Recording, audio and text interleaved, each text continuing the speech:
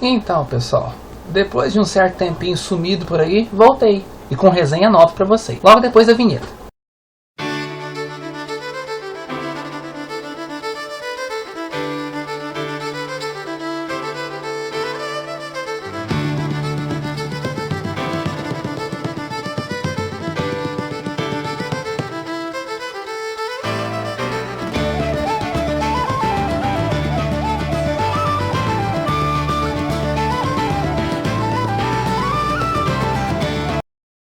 Povo, então, eu sei que eu fiquei alguns diazinhos aí sem aparecer no canal, sem vídeo novo pra poder postar por aqui, mas é que foi uma correria tremenda na minha vida, vocês não sabem o que aconteceu. Então, eu peço desculpa a todos vocês, mas de agora em diante o canal vai voltar ativa, normalmente do jeito que sempre foi, afinal, foi só uma semana sem vídeo, não é mesmo? Não é tanto assim, né?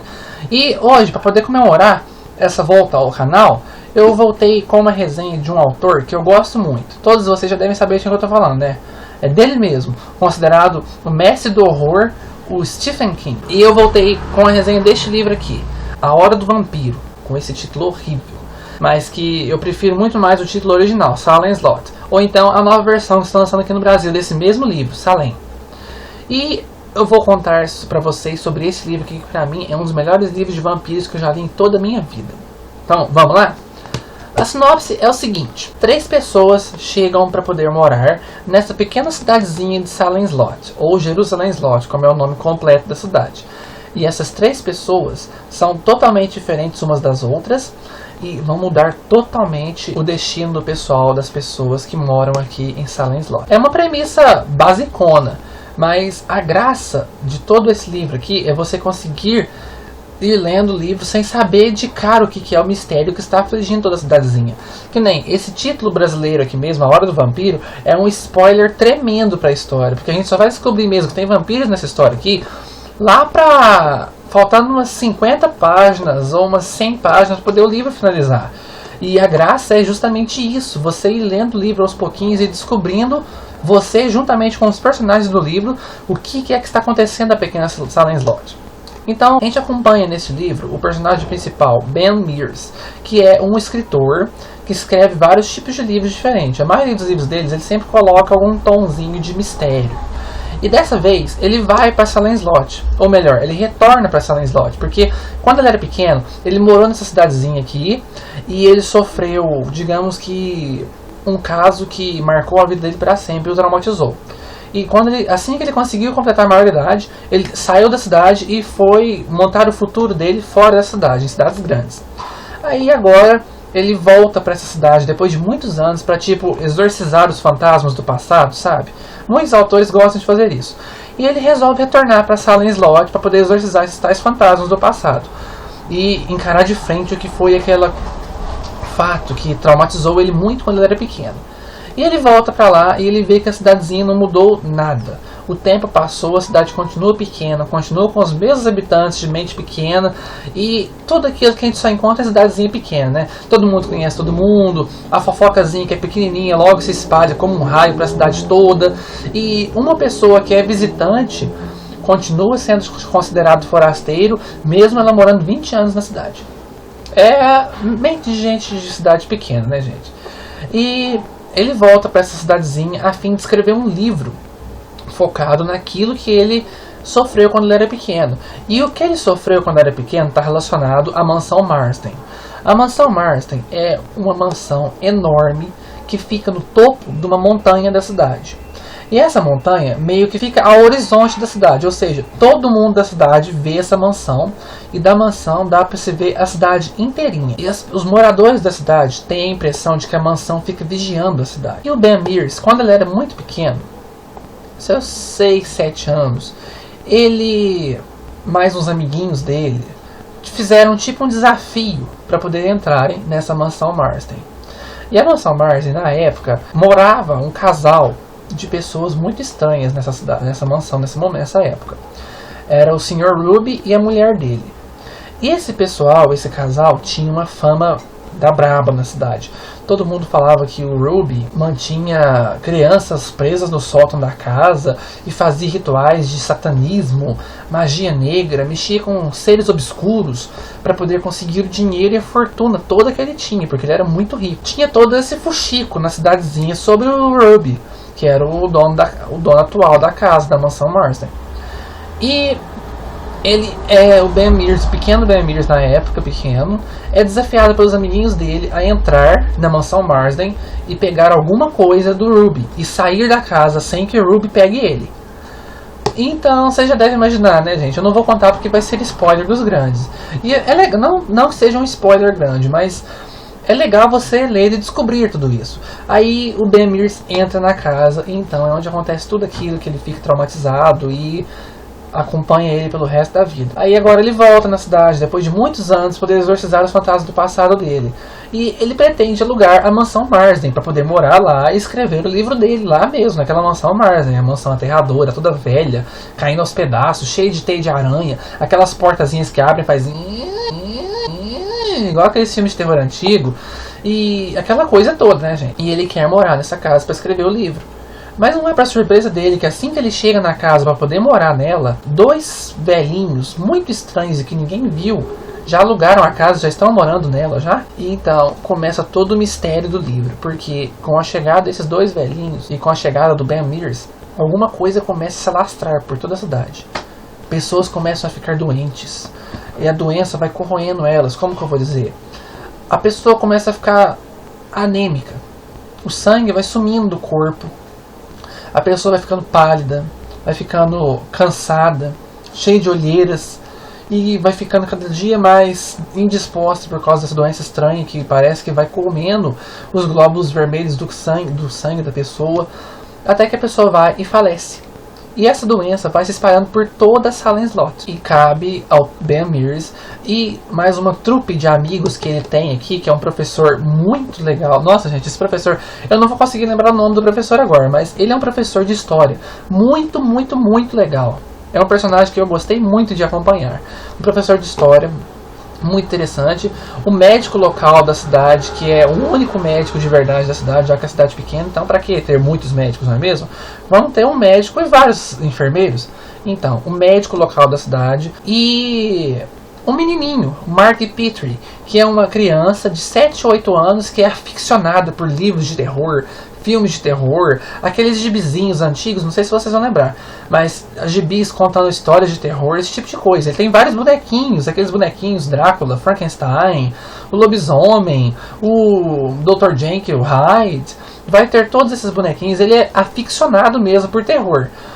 E essa turma, juntamente com o Ben Mears, vai se encarregar de descobrir e investigar o que está acontecendo nessa cidade. E aonde as pessoas vão desaparecendo, vão morrendo, e essa doença vai se espalhando a cada vez mais. E todas essas pessoas que afirmam ter essa doença dizem que antes de pegarem essa doença pela primeira vez, antes de começarem a sentir os primeiros sintomas, eles afirmam ter visto uma pessoa da família que morreu dessa doença ao lado da cama, vivo, olhando para eles e pedindo para poder deixar entrar no quarto. E a coisa é creepy, gente. E o legal de você ler esse livro aqui é, como eu disse no início do vídeo, você descobrir juntamente com os personagens o que está acontecendo, o mistério todo. Pelo jeito que eu falei aqui, eu acho que deu para entregar um pouco o que é que está acontecendo. Pelo título, claro. Mas se você esquecesse esse título aqui e fosse ler o livro sem saber que se trata de vampiros, eu tenho certeza absoluta que você só ia descobrir isso quando chegasse nas 50 últimas páginas. Porque nada é concreto demais, nada é explícito demais. As coisas é tudo às doses, a conta-gotas, bem pouquinho os mistérios. O que vai aumentando aquele clima de tensão, porque aquela cidadezinha, embora seja pequena, vai diminuindo cada vez mais a população, e as casas vão ficando vazias, as ruas vão ficando desertas, e é aquela coisa bem assustadora mesmo, gente. E tem certos momentos aqui que é de gelar a alma. Quando você chega no final do livro, gente, você vai lendo assim, ó, incansavelmente, você quer saber o final, você quer chegar até o final, e você não larga o livro, não desgruda o livro até você chegar até o final do livro. E é cenas assustadoras, personagens muito bem construídos e a narrativa frenética do King. Esse aqui, pra quem não sabe, foi o segundo livro que o Stephen King escreveu. O primeiro foi Carrie, a Estranha. E esse aqui foi o segundo que ele escreveu. E Já que o King começou a trabalhar com aquele método bem famoso que ele faz, que é pegar uma cidadezinha pequenininha e desenvolver todos os personagens da cidade, apresentar todos os personagens da cidade. Não importando se o personagem morrer daqui 2, 3 páginas. Ele vai nos apresentar o personagem, vai fazer a gente interessar pelo personagem, pela história do personagem e vai matar o personagem, só pra gente poder ficar com raiva. E o King é mestre nisso, gente. E aqui ele já começa a desenvolver esse método dele de trabalhar vários personagens ao mesmo tempo, uma cidade toda ao mesmo tempo. E o livro é fino, você consegue ler isso aqui rapidinho. Então, gente, é uma história de terror de vampiros de primeira qualidade. É uma escrita ágil, rápida, gostosa de se ler, personagens muito bem desenvolvidos. Vocês sabem, King, quando quer desenvolver personagens, ele faz com maestria isso.